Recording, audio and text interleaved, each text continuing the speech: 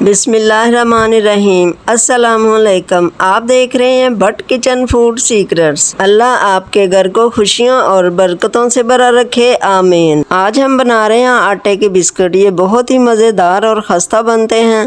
ये बिस्कुट बनाना बहुत ही आसान है। इसमें ना हम अंडा इस्तेमाल करेंगे ना मक्खन, बगैर ओवन के हम इसको बनाएंगे।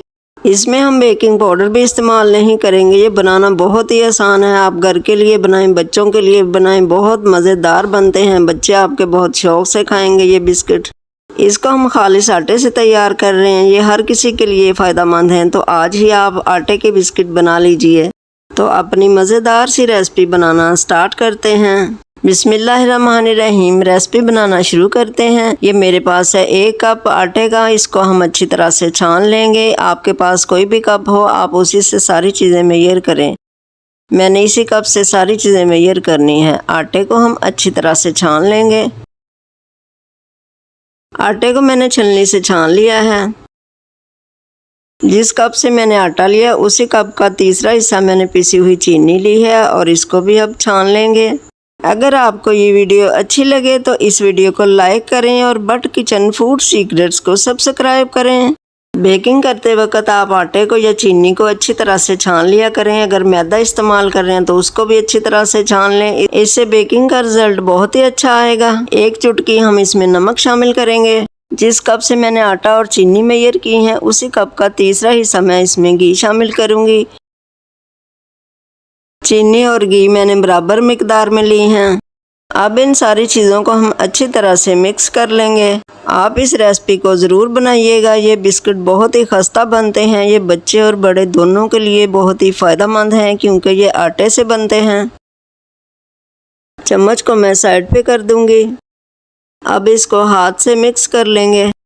क्योंकि हाथ से हम इसको बहुत ही अच्छी तरह से मिक्स कर लेंगे। पहले तो ये बुरबुरा सा होगा, फिर बाद में आहिस्ता आहिस्ता इसकी डो बनना शुरू हो जाएगी। इसमें हम पानी और दूध शामिल नहीं करेंगे। इसको इसी तरह से हम मिक्स करते करते इसकी डो बना लेंगे।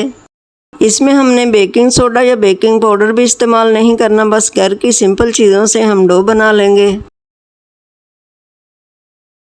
माशाल्लाह डो हमारी तैयार हो चुकी है। अब इसके बिस्किट बनाना शुरू करते हैं।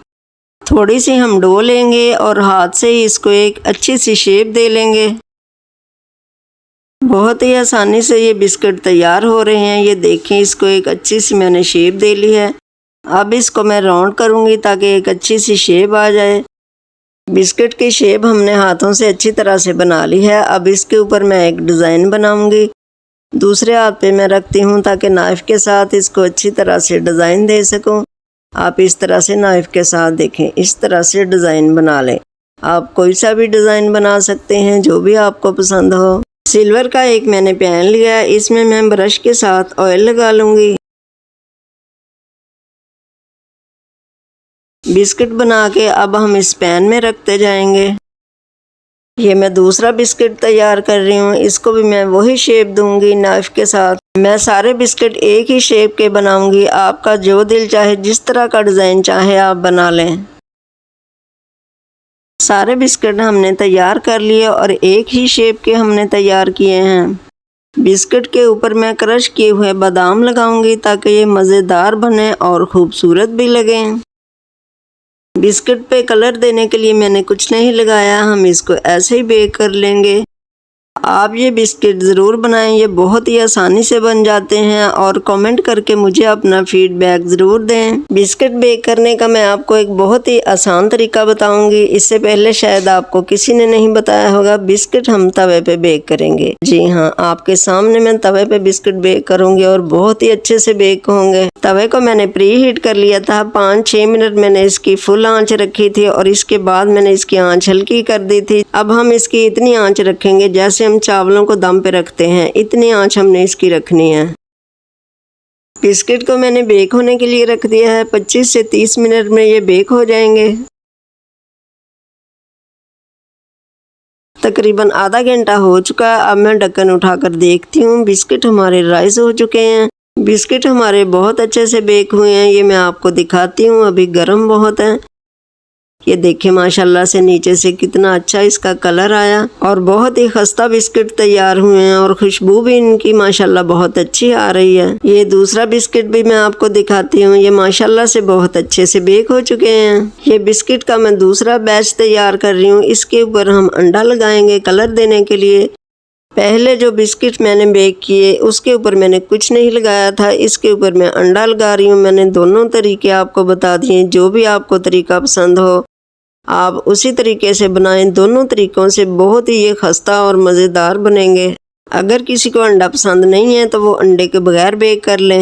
یہ دوسرے بسکٹ بھی میں نے بیک ہونے کے لیے رکھ دیے تھے، یہ ماشاءاللہ سے بیک ہو چکے ہیں اور اس کا کلر بھی ماشاءاللہ سے اوپر سے بہت اچھا سا آ گیا، اور اس کو بھی میں آپ کو اٹھا کر دکھاتی ہوں۔ یہ دیکھیں ماشاءاللہ سے بہت ہی اچھی طرح سے بیک ہو چکے ہیں۔ یہ بسکٹ میں آپ کو دکھانے کے لیے اٹھا رہی ہوں، آپ جب یہ ٹھنڈے ہو جائیں تب اس کو اٹھائیے گا۔ یہ بھی ماشاءاللہ بہت اچھے سے بیک ہوئے ہیں۔ بسکٹ کو میں نے ایک ٹرے میں رکھ دیا اور ماشاءاللہ سے بہت ہی یہ مزیدار اور خستہ بسکٹ تیار ہوئے ہیں۔ آپ اس ریسپی کو ضرور بنائیں، آپ کو یہ بسکٹ آٹے کے بہت پسند آئیں گے۔ بٹ کچن فوڈ سیکرٹس کو سبسکرائب کرنا مت بھولیں اور اس ویڈیو کو لائک اور شیئر کریں اور کامنٹ کر کے اپنی رائے کا اظہار ضرور کیجیے گا۔ ایک بسکٹ میں آپ کو دکھاتی ہوں، یہ ماشاءاللہ سے بہت ہی خستہ بسکٹ تیار ہوئے ہیں۔ یہ دیکھیں توڑ کر میں نے آپ کو دکھایا کتنا خستہ بسکٹ تیار ہوا ہے۔ ایک اور بسکٹ میں آپ کو دکھاتی ہوں توڑ کے، یہ بہت ہی مزیدار اور خستہ بسکٹ تیار ہوئے ہیں، اور اس کے ساتھ ہی اپنا رکھیں بہت سارا خیال اور مجھے دعاؤں میں یاد رکھیں۔ اللہ حافظ۔